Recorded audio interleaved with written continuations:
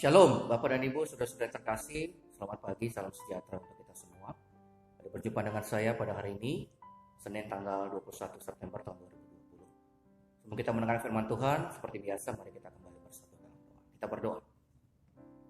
Bapak, terima kasih untuk pagi hari ini. Kami percaya bahwa ini semua adalah anugerah Tuhan. Kami bersyukur dalam keadaan yang baik dan sehat pada hari ini, dan siap untuk boleh melakukan segala aktivitas kami. Sebelum kami boleh melakukan itu semua ya Tuhan, kami ingin bersatu sejenak mendengarkan suara-Mu di dalam pemberitaan firman Tuhan pada saat ini. Kami mohonkan kekuatan agar kami dapat boleh mengerti apa yang Kau maksudkan. Bersabdalah Bapa kepada kami semua, kami sedia untuk mendengarnya. Di dalam nama Tuhan kami Yesus Kristus kami sudah berdoa. Amin. Baik Bapak Ibu terkasih, firman Tuhan yang akan saya bacakan sebagai dasar perenungan kita sesuai dengan khotbah yang kita dengarkan pada kemarin, Minggu tanggal 20 September tahun 2020. Saya pilihkan dari Injil Matius pasal yang ke-20. Saya akan baca hanya dari ayat yang ke-10 sampai dengan ayat yang ke-16. Demikian bunyi firman Tuhan untuk kita dengarkan bersama. Kemudian datanglah mereka yang masuk terdahulu, sangkanya akan mendapat lebih banyak, tetapi mereka pun menerima masing-masing satu dinar juga. Ketika mereka menerimanya, mereka bersungut-sungut kepada tuan itu. Katanya, mereka yang masuk terakhir itu hanya bekerja 1 jam, dan engkau menyamakan mereka dengan kami yang sehari suntuk, bekerja keras dan menanggung panas terik matahari. Tapi Tuhan itu menjawab seorang dari mereka, Saudara, aku tidak berlaku tidak adil terhadap engkau. Bukankah kita telah sepakat sedinar sehari? Ambillah bagianmu dan pergilah. Aku mau memberikan kepada orang yang masuk terakhir ini sama seperti kepadamu. Tidak aku bebas mempergunakan milikku untuk kehendak hatiku, atau iri hatikah engkau karena aku murah hati? Demikianlah orang yang terakhir akan menjadi yang terdahulu, dan yang terdahulu akan menjadi yang terakhir. Demikian pembacaan firman Tuhan yang berbagi bagi kita semua yang tidak hanya mendengarkan tetapi yang juga melakukannya di dalam kehidupan kita setiap hari. Saudara yang terkasih, saya memberikan tema dari renungan ini adalah semua karena anugerah Allah. Semua karena anugerah Allah. Dalam khotbah yang kemarin yang kita dengarkan di dalam khotbah pada hari Minggu, itu kita sudah mendengarkan firman Tuhan tentang hal ini. Iri hati adalah sikap yang seringkali muncul dalam diri setiap manusia ketika mereka merasakan kurang sejahtera atau tidak senang terhadap keberhasilan atau kesuksesan orang lain. Apakah itu saudaranya, temannya, sahabatnya, dan seterusnya. Ya, sikap itu yang mungkin juga pernah kita alami. Caranya sederhana untuk mengetahui apakah kita iri hati atau tidak.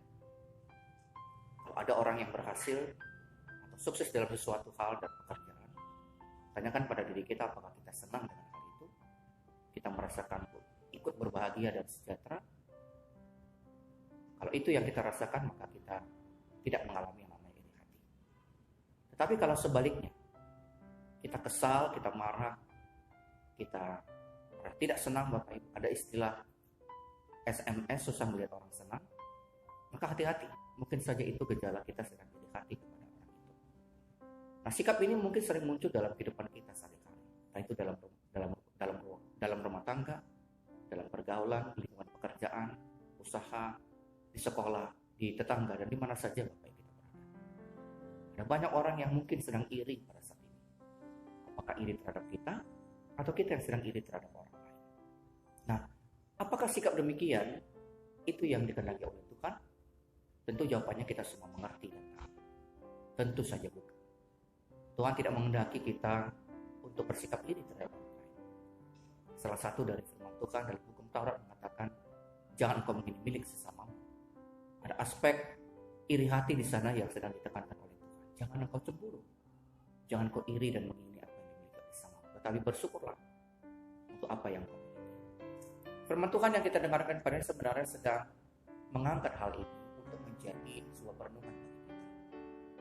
Pada saat ini kita alami adalah iri hati, makanya satu obatnya yaitu bersyukur atas apa yang kita miliki, karena itu adalah pemberian Tuhan bagi kita.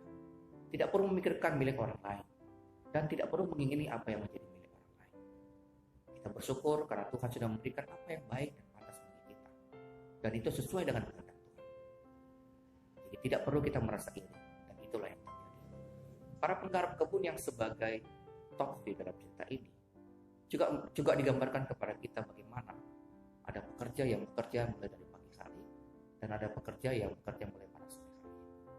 Tetapi kemudian pada akhir dari pekerjaan itu, mereka mendapatkan upah yang sama dari si tuan pemilik kebun anggur.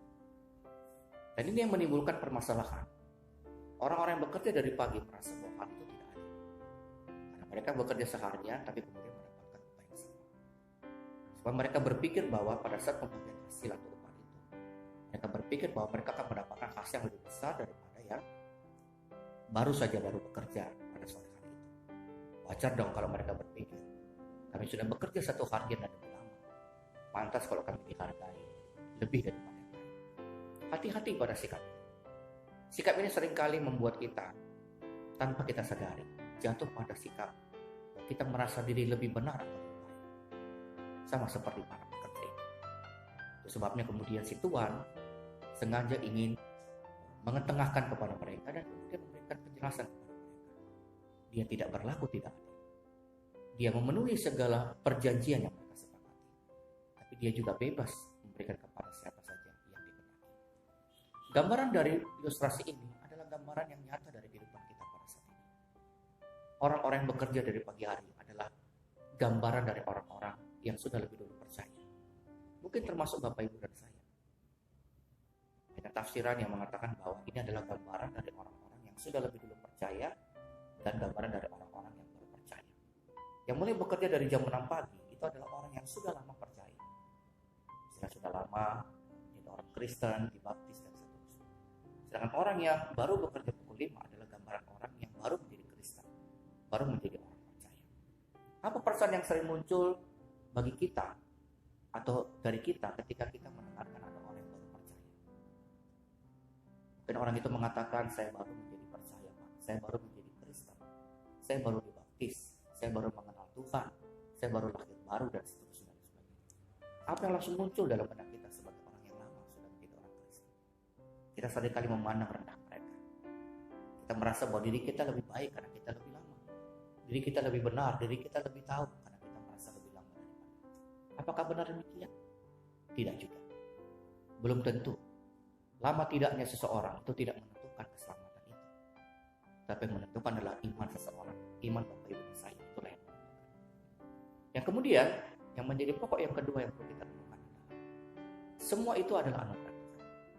Pekerja yang bekerja dari jam 6 pagi dan pekerja yang bekerja dari jam 5 sore adalah sama-sama pekerja upahan. Mereka sama-sama diberikan upah.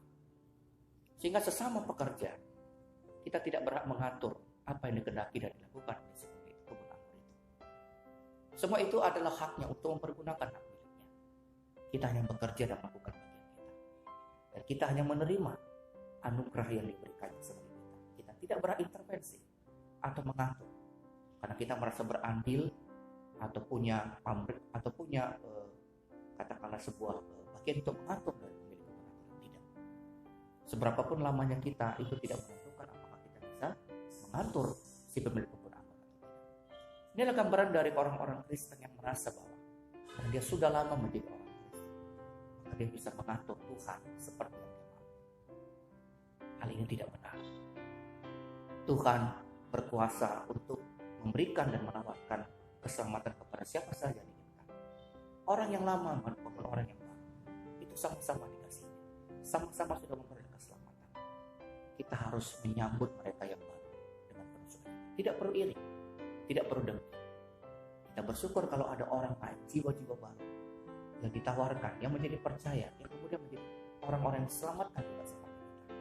Karena itulah yang Tuhan kehendaki agar banyak jiwa yang menjadi selamat karena percaya kepadanya. Dan firman Tuhan pada hari ini sungguh-sungguh dapat kita mengerti dan pahami sehingga dapat memberikan kekuatan kepada kita di dalam melakukan kegiatan kita sepanjang hari ini. Tuhan memberkati kita semua. Amin. Kita kembali bersatu dalam doa.